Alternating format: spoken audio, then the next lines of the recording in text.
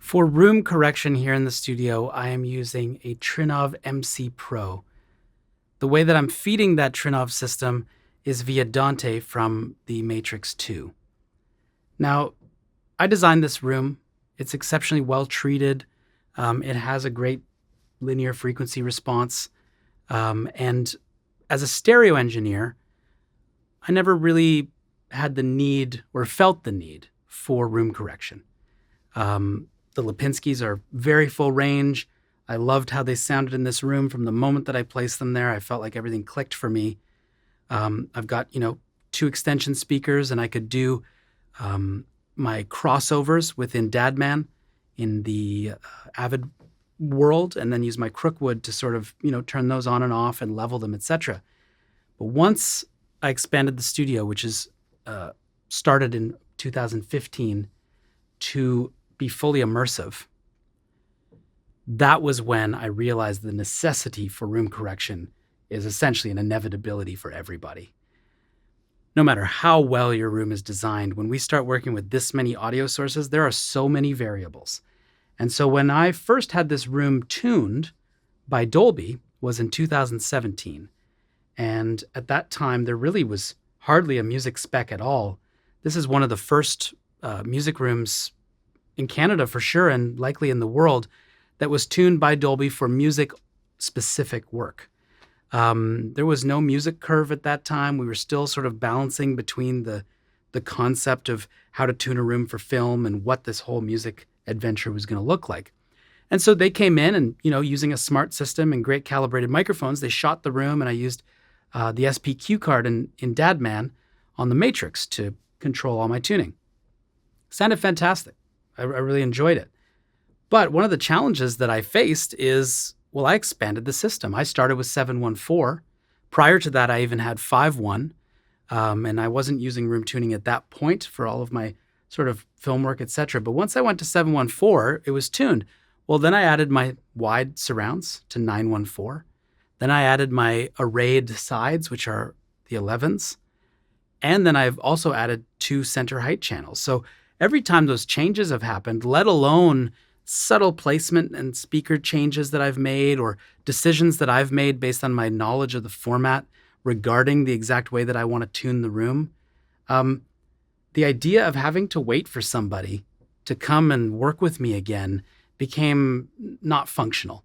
I'm delivering songs on a daily basis. I didn't have time to wait for months to have somebody else tune the room. So I started using the smart system and understanding how to tune rooms manually.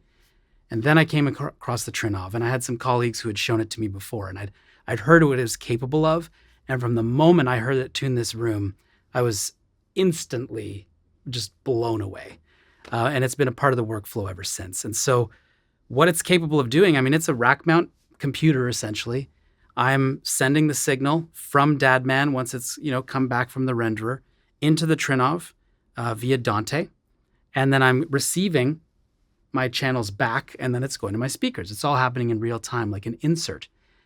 And it's capable of dealing with timing delays in a way that I've never experienced anybody achieve.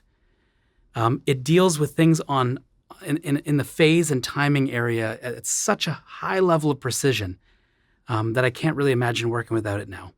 It also is doing frequency calibration, and you can set very specific parameters because I'm already happy with the frequency response of all of my speakers.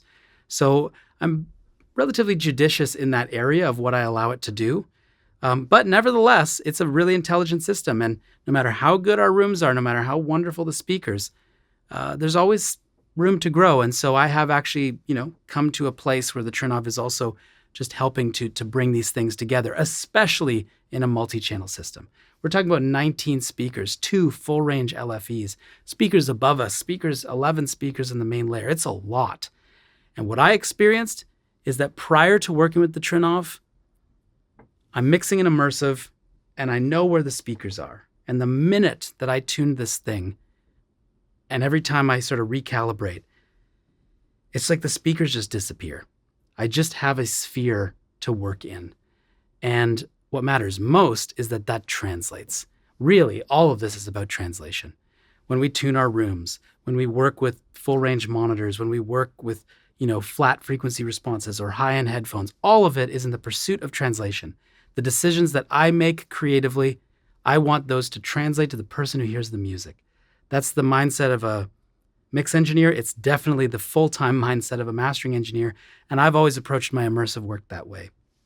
And so what I've experienced from using this unit is that no matter where I take my mixes or my masters in this format, when we're talking about Atmos here, but also Sony 360, it doesn't matter if I take it to a smaller room, a larger room, a room in the States with different types of speakers, even film sound stages, where I work on preparing music here for cinematic release.